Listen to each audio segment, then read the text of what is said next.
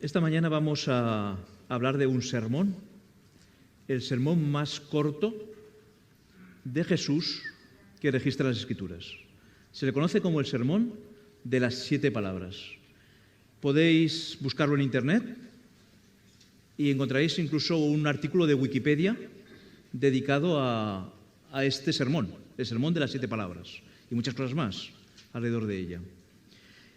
¿Qué queremos decir con el sermón de las 7 palabras? Hace referencia a las 7 frases que Jesús pronunció mientras estaba en la crucifixión, desde el momento en que lo estaban clavando hasta que murió. 7 frases que quedan ahí registradas y que hoy vamos a repasar. Las primeras, digamos que lo vamos a dividir en 2 partes claras. Las primeras son las que Jesús pronunció antes de la oscuridad. Él estuvo crucificado desde las 9 de la mañana hasta las 3 de la tarde. Pero a las 12 del mediodía entró una enorme oscuridad que cubrió toda la zona de la crucifixión. La primera frase que él pronunció fue: Padre, perdónalos, porque no saben lo que hacen. La segunda: de cierto te digo que hoy estarás conmigo en el paraíso. La tercera: mujer, he ahí a tu hijo, dirigiéndose a su madre, hijo, he ahí tu madre, dirigiéndose al apóstol Juan. Hasta ahí los momentos de claridad dentro de la cruz. Y llegó el momento de la oscuridad. Y durante esas 3 horas de oscuridad él pronunció 4 frases más. Dios mío, ¿por qué me has desamparado? Tengo sed, consumado es, y Padre, en tus manos encomiendo mi espíritu. Como veis, si podéis apreciar que distintos evangelistas pronuncian distintas frases. No hay ningún evangelista que pronuncie todas las frases, excepto Mateo y Marcos, solo repiten una frase. Las demás o las dice Lucas o se registran en Juan. Y a la hora de ponerlas juntas y ordenarlas, queda un dilema. No está claro en qué orden Jesús dijo estas frases, porque al comparar sobre todo las de Lucas con Juan, no sabemos en qué momento se pronunció. Sabemos si primero se dirigió al malhechor o se dirigió a su madre. O no sabemos si en el momento sus palabras finales fueron consumado es o en tus manos encomiendo mi espíritu. Así que, para mí el orden es importante, así que opté por este orden. ¿Y por qué opté por este orden cuando no fue el primer orden que se me ocurrió? En primer lugar, si busquéis en Wikipedia, como os he comentado, el sermón de las 7 palabras, encontraréis que la forma habitual, el orden habitual que casi todos los comentadores siguen es este. Y puede ser una razón. Para mí no es una razón de peso, porque que muchos lo digan no significa que todos tengan la razón. Pero después, leyendo El deseo de todas las gentes, el libro de Ellen White, y considerando a Ellen White como profeta inspirada de Dios, observé que ella también registra en el mismo orden estas frases. Por lo tanto, eso ya me parece una razón de peso como para dejar mis propios pensamientos y atenerme a este orden en el que vamos a estudiar. Realmente, ¿qué vamos a hacer esta mañana? Vamos a repasar estas 7 frases en el contexto en el que Jesús las dijo para poderlas entender y comprender. Después haremos un resumen en conjunto referido a Jesús y terminaremos buscando una aplicación concreta a nosotros, a nuestra vida. Así que vamos a comenzar con la primera de las frases. Padre, en tus manos, Padre, perdónalos porque no saben lo que hacen. La primera pregunta que a mí me surge cuando leo esta frase de Jesús es: ¿no sabían lo que estaban haciendo? Eran soldados romanos. ¿Cuántas crucifixiones habían hecho? Seguro que esta no fue la primera. Y tenían una experiencia sobrada. Sabían muy bien lo que estaban haciendo. Sabían cómo tenían que atar a la persona, cómo tenían que clavarla para que no pudiera moverse, cómo levantarla cuando ya estaba crucificado. No se les ocurrió a ver entonces qué iban a hacer. No, sabían perfectamente. Entonces, ¿qué quiere decir Jesús cuando dice perdónalos porque no saben lo que hacen. ¿Sabían que estaban condenando a muerte a una persona? Lo sabían. ¿Sabían que había sido acusado de ser rey de los judíos? También lo sabían. Entonces, ¿qué es lo que no sabían? No sabían quién era realmente Jesús, ni por qué estaba muriendo. Si hubieran sido conscientes de lo que estaban haciendo realmente, de a quién estaban crucificando, seguramente sus remordimientos no hubieran podido seguir adelante. Sí sabían lo que hacían, pero no sabían lo que estaban haciendo.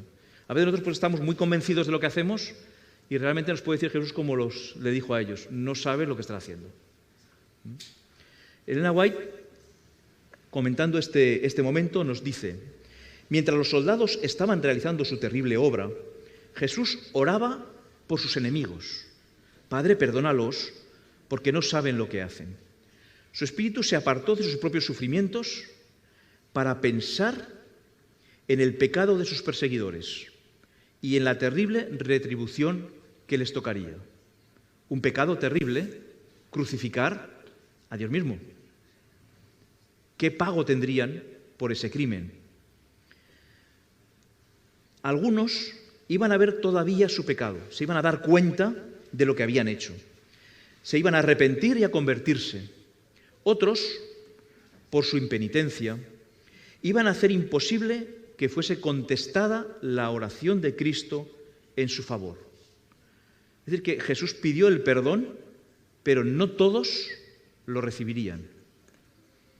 Porque aunque Jesús ofrece el perdón universalmente, todos podemos agarrarnos a ese perdón, no todos lo pueden recibir. Y no porque Jesús no pueda o no tenga poder para perdonar, sino porque nosotros podemos no tener el arrepentimiento necesario para podernos hacer con ese perdón. Podemos no desearlo y entonces perderlo. Pero asimismo se cumplía el propósito de Dios. Jesús estaba adquiriendo el derecho a ser abogado de los hombres en la presencia del Padre. En ese momento, Jesús, cuando pide perdón por todos, Él mismo se hace el medio para que ese perdón sea efectivo. Esa oración de Cristo por sus enemigos abarcaba al mundo. No estaba hablando solamente de aquellos que lo crucificaban, estaba hablando de mí. Es una oración que abarcaba todo el mundo. Abarca a todo pecador que hubiera vivido desde el principio del mundo o fuese a vivir hasta el fin del tiempo. Sobre todos recae la culpabilidad de la crucifixión. Todos hemos crucificado a Jesús, al Hijo de Dios. A todos se ofrece libremente el perdón. El que quiere puede tener paz con Dios y heredar la vida eterna. El perdón que Jesús ofrece en esos momentos en la cruz lo podemos tener si queremos, si lo deseamos. La segunda frase de Jesús fue, de cierto te digo que hoy estarás conmigo en el paraíso. De todas las frases pronunciadas, esta es seguramente la más problemática de entender y de traducir por culpa precisamente de unas traducciones a las que estamos acostumbrados. ¿Qué ocurrió aquí? Jesús le dice algo a este malhechor. Este malhechor es un pecador, evidente, y sin embargo le dice que sí, que no se preocupe, que estarán juntos en el paraíso, que en el cielo estarán juntos. ¿Bajo qué condiciones se le ofrece a este hombre el perdón? ¿Qué hizo él para conseguir este perdón de Jesús? Porque no se bautizó. Y no dice la Biblia que el que se bautice será salvo. Pero este hombre no se bautizó.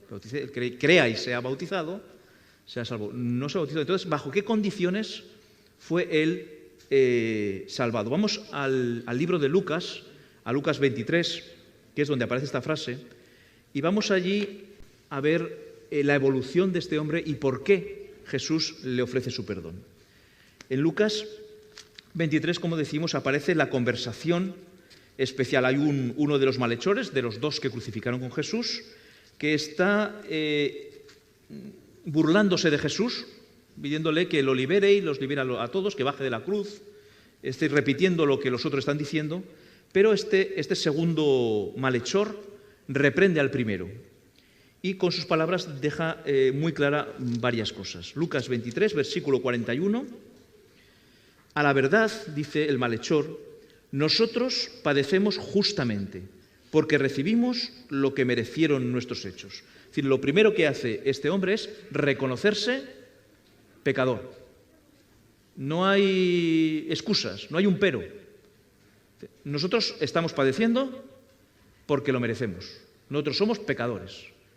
Y él dice, yo soy pecador, y no pone ninguna más, no pone ninguna excusa. Yo soy pecador porque la vida me ha llevado así, porque me dijeron no sé qué. No dice nada. Soy pecador y me merezco la muerte. Es decir, lo primero, admitir el castigo. En segundo lugar, seguimos con el mismo versículo, el final, pero este hombre, hablando de Jesús, no hizo ningún mal. La segunda aseveración de este malhechor es que Jesús muere sin merecerlo. No hay ninguna razón para la muerte de Jesús. Jesús muere por el pecado de otros, incluido el suyo. Es decir, admite que él ha pecado y que merece la muerte, pero que Jesús va a morir sin merecerlo. Por lo tanto, admite que Jesús muere por su pecado, por el pecado del malhechor. Y finalmente da la más grande muestra de comprensión que podamos encontrar. Versículo 42. Dijo a Jesús, Señor, acuérdate de mí cuando vengas en tu reino. Y una frase cortita, pero dicha por un malhechor, resulta que tiene más teología que la que podemos encontrar a veces en los escritos de Pablo, y más profunda. Este hombre entendía que Jesús era el Mesías, que estaba muriendo sin culpa, pero que estaba muriendo, es decir, veía a Jesús morir, y sin embargo le está pidiendo que se acuerde de él cuando vuelva. Acepta la resurrección de Jesús sin haberse cumplido, acepta que Jesús tiene que ascender al Padre para que su sacrificio sea aceptado, y acepta que desde ahí vendrá de nuevo. Algo que sus apóstoles, los apóstoles de Jesús, no entendieron hasta después de la resurrección. Es decir, que este hombre tenía muy claro el Evangelio. No fue de repente que él se convirtió, aceptó el Evangelio. No, él sabía muy bien. Otras, su propio pecado, sus propias ideas preconcebidas, le habían llevado a rechazar a Jesús hasta ahora. Pero ante la prueba misma de que era el Mesías, él rompió su corazón y lo entregó a Cristo. Y bajo esa condición, aceptar que es pecador, aceptar que Jesús muere en su lugar y solicitarle ese perdón y esa vida eterna, él recibió el perdón y recibió la vida eterna. En ese momento, cuando este hombre dijo eso tan tajantemente, todos callaron. Los burladores callaron. Los soldados romanos callaron. Su compañero calló. Todos los que estaban allí, amigos o enemigos de Jesús, callaron. Y todos miraron a Jesús, esperando qué iba a responder ante esa evidencia y ese testimonio mesiánico y el pedido de este malhechor. ¿Qué iba a decir? Todos atentos a las palabras. Y las palabras de Jesús fueron estas: de cierto te digo que hoy estarás conmigo en el paraíso. No obstante, vamos a ver cómo Lucas escribió estas palabras, porque es importante para que comprendamos su completo significado. Lucas escribió en griego esto, ¿vale? El griego koiné, en el que está escrito el Nuevo Testamento, se escribía con letras mayúsculas, todo mayúsculas, y todas juntas. No había separación entre las palabras, ni había ningún tipo de signo de puntuación. No había comas, no había dos puntos, no había nada. El lector podía fácilmente leerla, aunque lo que a nosotros parecería, es difícil leer esto, ¿verdad? Tenéis que pensarlo bien. En tailandés, por ejemplo, el idioma es así, se lee todo seguido, pero ellos están tan acostumbrados a leerlo que no les es ningún problema. Nosotros tendríamos que hacer un esfuerzo mental, y aquí a lo mejor ya es un poco más fácil leerlo, pintando las palabras por separado, y al final pues conseguimos leer lo que nosotros escribiríamos hoy, sería algo parecido a esto. Amén te digo hoy, conmigo estarás en el paraíso. amén. Cuando Jesús dice, cuando traducimos, vemos las traducciones de cierto, Jesús usa la palabra amén. Jesús no pone dudas en sus palabras. Cuando dice amén, es que está seguro de lo que está diciendo y que lo que está diciendo es verdad. A veces encontramos, de cierto te digo, ¿verdad? Es amén, amén, es lo que Jesús nos dice. Amén te digo, hoy conmigo estarás en el paraíso. Nosotros, aparte de faltarnos el aire, de leerla todo seguido, nos falta algo. Esta frase no se puede comprender bien si no le ponemos comas o separadores. Así que podemos elegir la palabra hoy, que es la del conflicto, la podemos unir al amén te digo hoy o a hoy conmigo estarás en el paraíso. Si elegimos la segunda opción, que es la que eligen la práctica totalidad de las traducciones bíblicas en el español que conocemos, es necesario poner allí una coma o dos puntos. O, como hace la Reina Valera y otras versiones, la palabra que no aparece para nada en el original. Es decir, en todo caso podríamos decir, amén te digo, hoy estarás conmigo en el paraíso. O podemos optar por la segunda opción. Y entonces colocaríamos una coma después del hoy. De cierto te digo, hoy estarás conmigo en el paraíso. Conmigo estarás en el paraíso. La diferencia es enorme. Jesús, si lo leemos así, Jesús está asegurando en ese momento que estarían juntos en el paraíso. Con la opción anterior, Jesús estaba asegurando que en ese mismo día estarían en el paraíso. La opción es libre, podemos leerla como queramos, pero la coherencia con el resto de la Biblia nos dice en primer lugar que Juan dice, Jesús le dijo a María Magdalena, después de resucitar, suéltame porque todavía no he subido al Padre. Por lo tanto, Jesús, el día de su muerte, no estuvo en el paraíso. Como mínimo, pudo estar en el paraíso el domingo. Por lo tanto, la traducción coherente y correcta es esta. Jesús le aseguró en ese mismo día que estarían juntos en el paraíso. ¿Cuándo? ¿Qué es lo que le pidió el malhechor? Le pidió cuando vengas en tu reino. No le estaba pidiendo ahora, cuando vengas en tu reino. Entonces dijo, bueno, cuando venga en mi reino, tú estarás conmigo en el paraíso. Pero te lo aseguro desde este momento. ¿De acuerdo? Así desviamos las dudas que podamos tener con este versículo. Dicho esto, vamos a pasar a la siguiente frase. Mujer, he ahí a tu hijo. O inmediatamente, dicho a Juan, he ahí a tu madre. Que en este momento se acordase de quienes más le amaban, habla mucho del amor de Jesús. Él ama a todos, pero como hombre también tuvo un círculo especial de personas que tuvo más intimidad con ellos. Evidentemente su madre, o Juan, al que se le llama siempre el discípulo al que amaba Jesús. Eran algo especial. Por eso, en ese momento, dice Elena White, oh Salvador compasivo y amante, en medio de todo su dolor físico y angustia mental, tuvo un cuidado reflexivo para su madre. Lo pensó con claridad. Tuvo ese momento claro de ver a su madre y de pensar en ella. ¿Qué haría su madre a partir de ese momento? Desprovista del amor y el cariño de su hijo, al que tanto amaba. Así le proveyó a su madre lo que más necesitaba. La tierna simpatía de quien la amaba, de Juan, que amaba a la madre de Jesús, porque la madre de Jesús amaba a Jesús. Perdón, hemos introducido demasiadas palabras, pero quería que lo comprendierais bien. María sería bendecida por la compañía de Juan, porque ambos, Juan y María, amaban a Jesús. Les unía el amor a Jesús. Y eso haría que la madre se sintiese bien protegida y cuidada por alguien que creía en Jesús como ella. Y a Juan, al recibirla como un sagrado cometido, recibía también una gran bendición.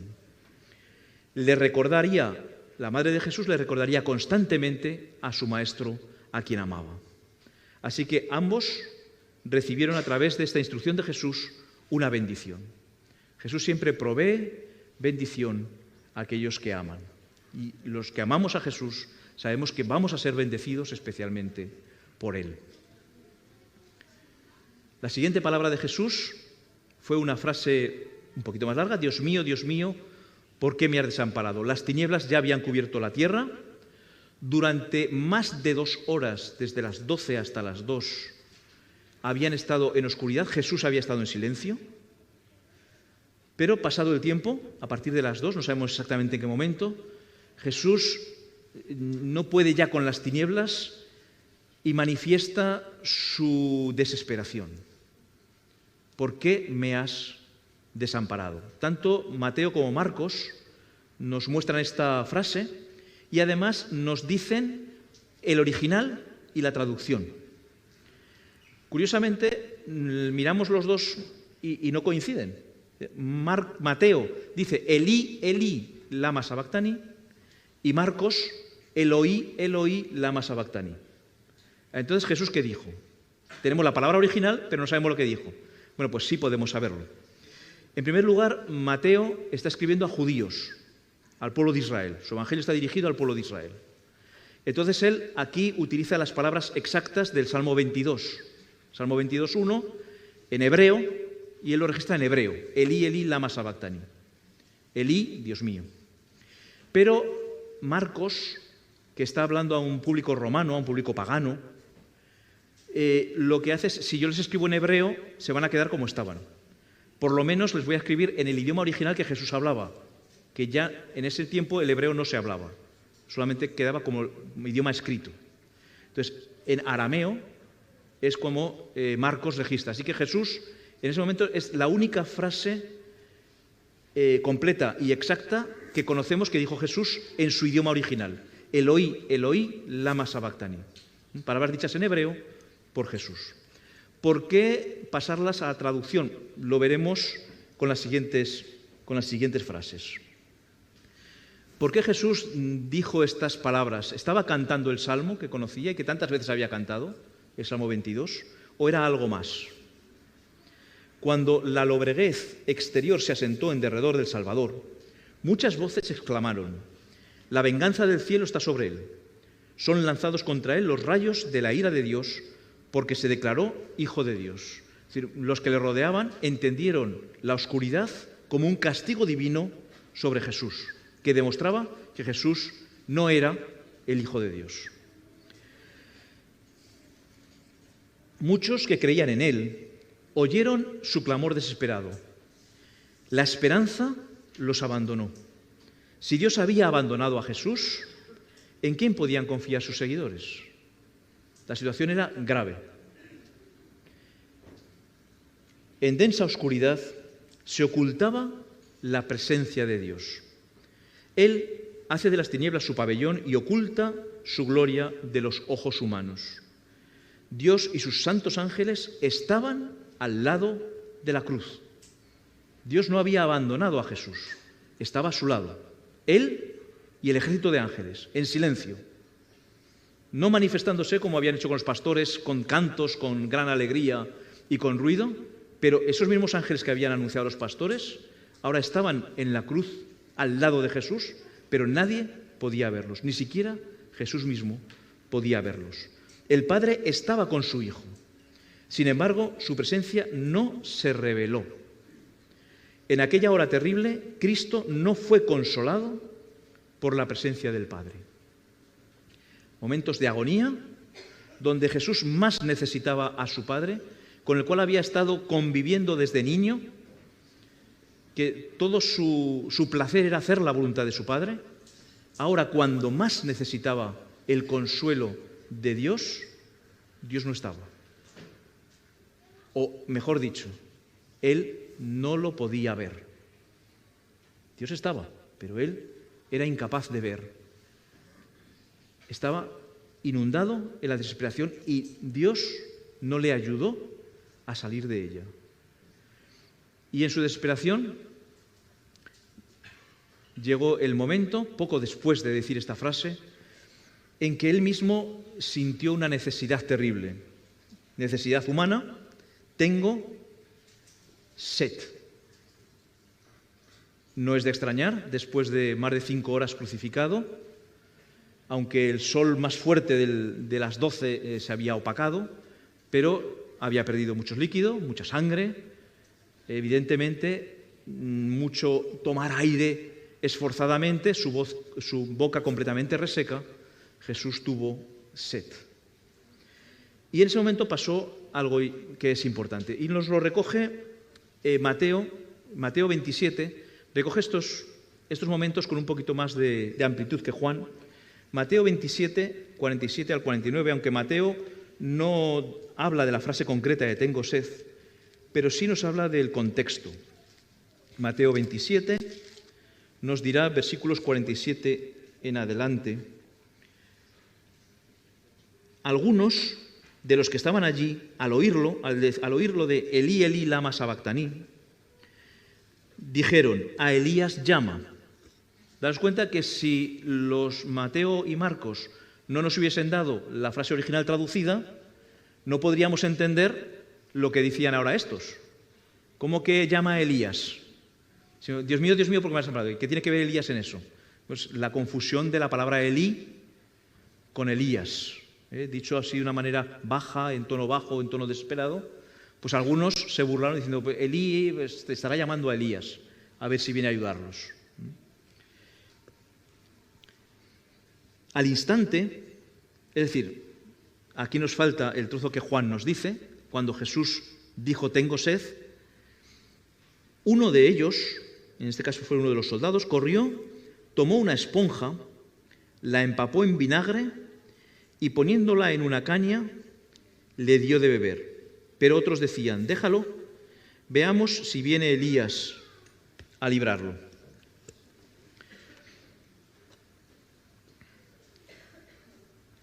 Aquí vemos a Jesús sediento y que un hombre, pues viéndolo así, sí, vale, estará llamando a Elías todo lo que quieras, pero vamos a darle de beber.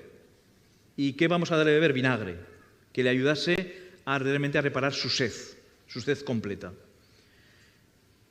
Y cuando Jesús probó esa esponja, además del alivio físico que le dio el vinagre en ese momento, él recordó que al principio, nada más crucificarlo, también le habían dado algo de beber y no había querido tomarlo. Le habían dado hiel, una mezcla con hiel que hacía que las personas se adormecieran, una especie de droga, para que él no sintiese tanto dolor. Pero Jesús no quiso tomarla. Él quiso sufrir lo que tenía que sufrir por todos. Y sin embargo ahora sí. Y entonces esas 2 horas que estuvo en oscuridad, pensando, desesperándose, también fueron tiempos en que él repasó lo que más conocía, la palabra de Dios. Y al tomar el vinagre, él le vino a la mente un salmo, el Salmo 69. En el Salmo 69, Dios ya había predicho con exactitud lo que Jesús mismo estaba viviendo. Dice el Salmo 69, versículos 20 y 21, unas palabras que para Jesús fueron claras y evidentes. Las burlas han quebrantado mi corazón y estoy acongojado. Estas palabras definían exactamente lo que Jesús estaba sintiendo. Las burlas han quebrantado mi corazón y estoy acongojado. Esperé quién se compadeciese de mí y no lo hubo. Consoladores y ninguno hallé. Es más, él mismo tuvo que consolar a otros. Además, dice el Salmo, me dieron hiel por comida, en mi sed me dieron a beber vinagre. Y en ese momento Jesús se aferró no a Dios, a su presencia que no la podía sentir, él no sentía a Dios allí, su padre le había abandonado, pero él se aferró a lo que estaba escrito, a la palabra de Dios. Comprendió que se estaba cumpliendo exactamente lo que estaba predicho. Por lo tanto, todo se estaba haciendo. Y entonces no se aferró al sentimiento de desesperación, al sentimiento de pérdida, de estar olvidado de Dios, sino que se aferró a las promesas registradas en la palabra de Dios. Y él pudo decir, consumado es, se ha terminado. Consumado es algo que se lleva a cabo completamente, totalmente. Por ejemplo, cuando habla de Sodoma, cuando vemos en Génesis 18:21 que Dios se le muestra a Abraham y le dice que va a ver lo que ocurre en Sodoma, le dice que va a ver si el pecado ha sido consumado, si ha llegado hasta el final, hasta el límite. Entonces, si se ha cumplido completamente, eso es lo que Jesús está diciendo aquí. Se ha cumplido completamente. ¿El qué? ¿Qué se había cumplido? Completamente. Se había cumplido la redención. Todo lo que estaba profetizado sobre el Mesías, sobre él mismo, se había cumplido. Y al recordar estos salmos, se dio cuenta perfectamente de que todo se había cumplido. No sentía a Dios, no tenía la seguridad en su corazón de que eso estaba. No sentía que realmente lo que estaba haciendo era lo correcto, no lo sentía. Y cuando se aferró a esa fe, la desesperación lo abandonó. Ya no había más desesperación. Y entonces pudo decir una frase de fe: Padre, en tus manos encomiendo mi espíritu. Yo no te veo, pero estás ahí. Él sabía que estaba allí. No se dejó llevar por sus sentimientos. Entre las terribles tinieblas, nos dice Elena White, aparentemente abandonado de Dios, Cristo había apurado las últimas heces de la copa de la desgracia humana. Por la fe, confió en aquel a quien había sido siempre su placer obedecer. Y mientras sumiso se confiaba a Dios, desapareció la sensación de haber perdido el favor de su Padre. Por la fe, Cristo venció. Y por la fe, nosotros venceremos. No por el sentimiento, sino por la fe. Estas son las 7 palabras divididas en 2 grupos. Si las observamos en su conjunto y las dividimos también, veremos que las 3 primeras son un avance de Jesús de lo más grande a lo más pequeño. Él, en primer lugar, se preocupa de toda la humanidad. Luego se centra en aquellos que van a ser salvos, que han aceptado ese perdón. Y finalmente se centra en aquellos con los que tiene una relación especial con Él. Se preocupa de aquellos que le aman especialmente. Va poco a poco. ¿Y nosotros en qué tramo estamos? ¿Estamos en el tramo de que somos de toda la humanidad? ¿O somos del tramo que hemos aceptado su perdón? ¿O hemos avanzado al siguiente tramo? Y tenemos una relación tan firme con Jesús que somos del grupito que aman especialmente a Jesús. Esa es la experiencia a la que Jesús nos está invitando. No quedarnos con unas palabras de perdón, sino con un arrepentimiento sincero y una unión de amor con Jesús. Eso es a lo que Jesús nos llama en ese mundo, en este mundo. Por otra parte, Jesús, en su segunda fase de la crucifixión, la fase de las tinieblas, sintió una experiencia tremenda, la desesperación de no sentir a Dios. Cuando el apóstol Pablo nos dice que Jesús fue tentado en todo, según nuestra semejanza, tiene toda la razón. En todo, incluso en los momentos en que nosotros podemos sentirnos abandonados por Dios. En todo. Jesús sintió ese abandono. Jesús sintió estar lejos de Dios. Pero esa desesperación le hizo ir avanzando hasta llegar a la fe. No se dejó llevar por la desesperación. Él no murió por su desesperación, sino que avanzó. Y hasta que no pudo ver por la fe que lo que estaba haciendo era lo correcto y que Dios aprobaba lo que estaba haciendo, no pudo entregarse completamente.